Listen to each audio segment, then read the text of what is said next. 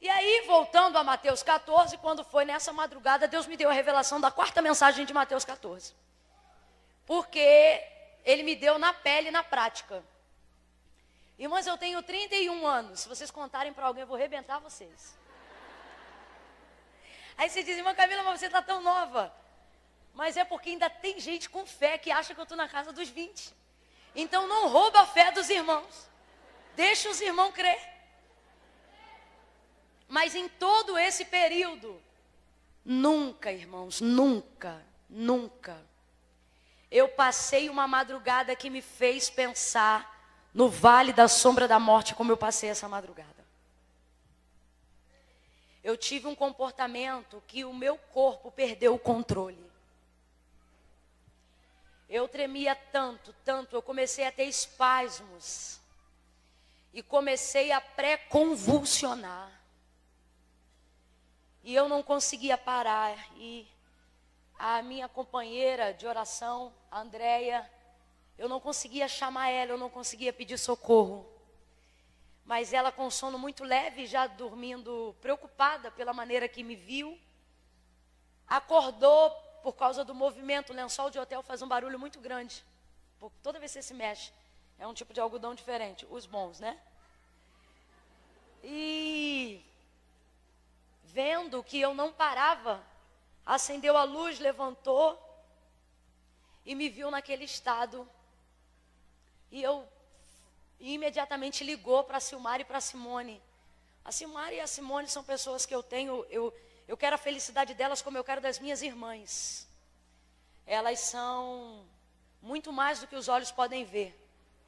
Tanto que quando eu cheguei já passando mal no aeroporto, eu não sabia se era elas, que eu não tinha me lembrado que era essa mesma festa do ano passado. E aí eu falei até para a André que está comigo, eu falei, vai ali naquelas 2 louras e pergunta se elas estão esperando Camila Barros. E se elas não estiverem, manda dizer que eu estou aqui assim mesmo. Porque eu não me lembrava que era aqui essa igreja, mas a gente criou um relacionamento. E eu já falei, vou colar com elas, agora. Mas era eu mesmo e era elas mesmo. Enfim, então ela ligou para elas e essas meninas foram lá, 3:30 da manhã. Irmãos, eu perdi o controle do meu corpo, eu não parava.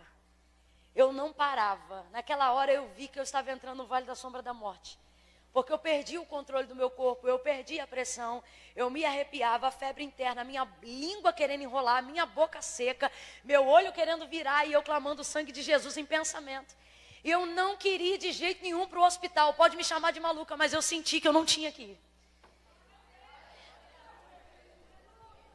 Contudo, eu disse para elas, manda elas virem aqui, porque eu pensei, se de tudo eu desmaiar qualquer coisa, o carro já está aqui para me levar. E fui. E essas meninas chegaram. Só que eu fiquei num estado tão crítico que eu não conseguia levantar da cama e elas não tinham como me tirar. De tão ruim que eu fiquei, porque eu fiquei inapalpável. Então elas ficaram em volta de mim. E eu disse, em algum momento, quando elas chegaram, eu comecei a parar já de tremer, tentando beber água, e bebi água. E eu disse para elas, desesperada, comece a cantar hino da harpa. E cante baixo, porque eu não quero ninguém vindo aqui para interromper. Falei, cante baixinho. E elas começaram a cantar. E a Silmara, muito ligada, falou, vamos cantar hino de sangue. E começou a cantar. A Andréia começou, Cristo cura sim. Cristo cura sim. Daqui a pouco emendaram o hino de sangue. E começaram a cantar, pedindo o Senhor para queimar e cantando. Cantaram de 3 a 4 hinos da harpa cristã. Quando elas estavam findando o terceiro, irmãos, eu me levantei por impulso da cama, do vômito, e comecei a vomitar como nunca, sem brincadeira. O que foi aquilo? Muita coisa, irmãos, muita coisa. Não deu tempo da Andréia trazer a lixeira do banheiro, e foi. E era uma coisa aquosa, porque há algum tempo já eu não estava comendo nada muito sólido, só hidratação e Gatorade e essas coisas. E botando e evacuando muito, não tinha nada no estômago. Irmãos, eu comecei a vomitar, foram 4 jatos, perdoe a expressão, mas eu não sei usar outra. Foram 4 a 5 jatos de vômito fora do comum. E enquanto aquilo saía e eu molhava o quarto, eu dizia para elas, continua cantando.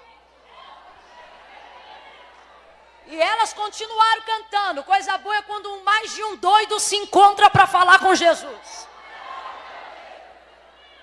E continuaram cantando e eu continuei botando aquele líquido para fora.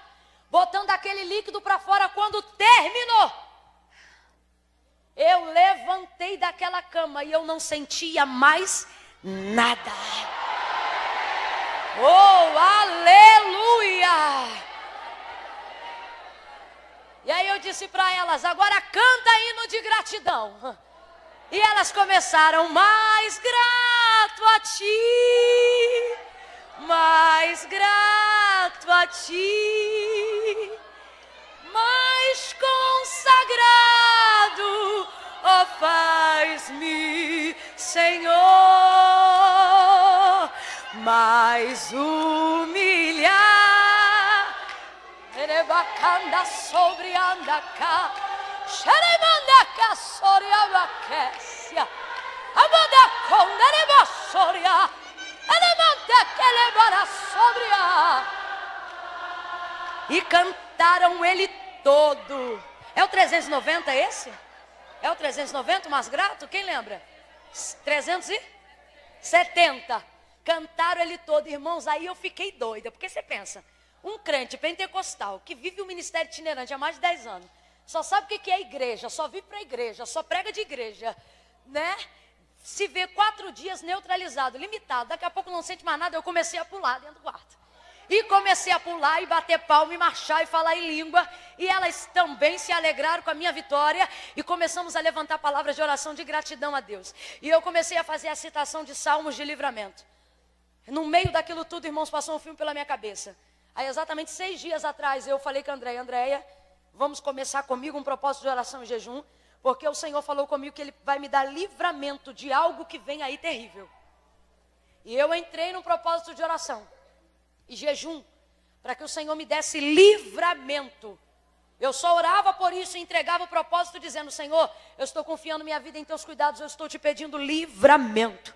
Me dá livramento. Quando chegou no 4º dia, que foi a entrega do propósito de jejum que o Senhor me deu, eu fui pregar num culto, na conferência de uma amiga, e quando chegou lá eu preguei. Quando terminou tudo, veio um daqueles vasos preciosos, impuseram as mãos sobre mim, e só falou isso.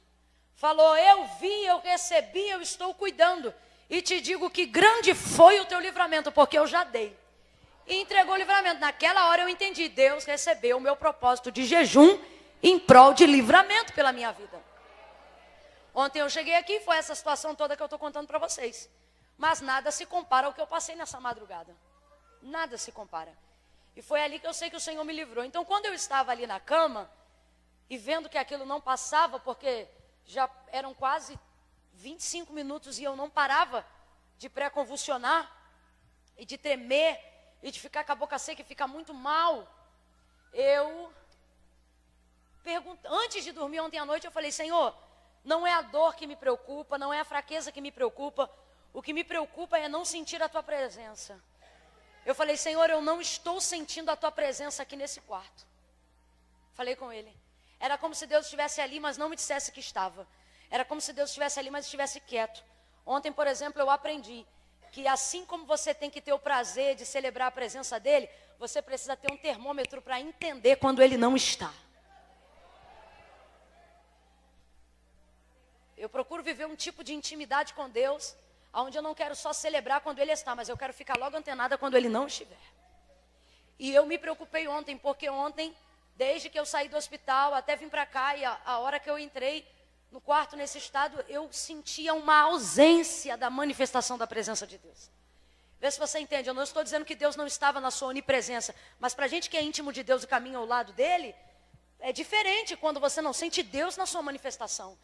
E eu disse, Senhor, o que está me preocupando é que o Senhor não está aqui, o Senhor não está aqui do lado da cama como de costume quando eu durmo.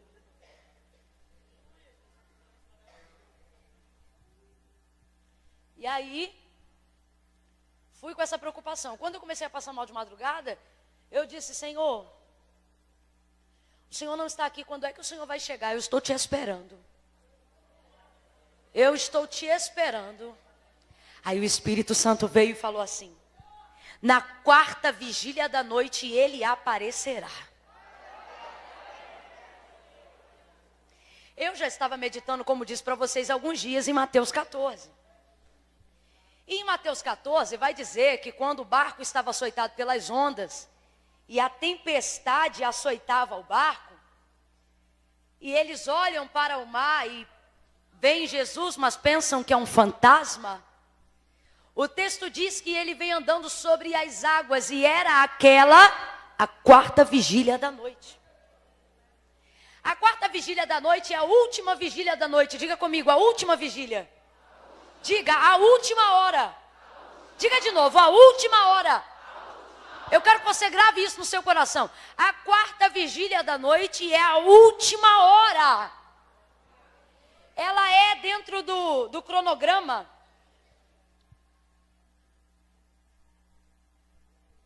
A última vigília de 3 da madrugada às 6 da manhã. Eu comecei a passar mal às 3. Aí a Bíblia vai dizer que eles estavam chegando, Jesus estava chegando pelo meado da quarta vigília. O Espírito Santo falou comigo quando eu pensei que já não tinha mais jeito. Ele vai aparecer na quarta vigília. Quando elas começaram a cantar, e eu comecei a melhorar e coloquei para fora tudo aquilo que já contei a vocês. Logo que eu fiquei bem, a primeira pergunta que eu fiz a Andréia foi: Andréia, me diga que hora é essa agora? E ela disse 4h10. Eu falei, é a quarta vigília da noite.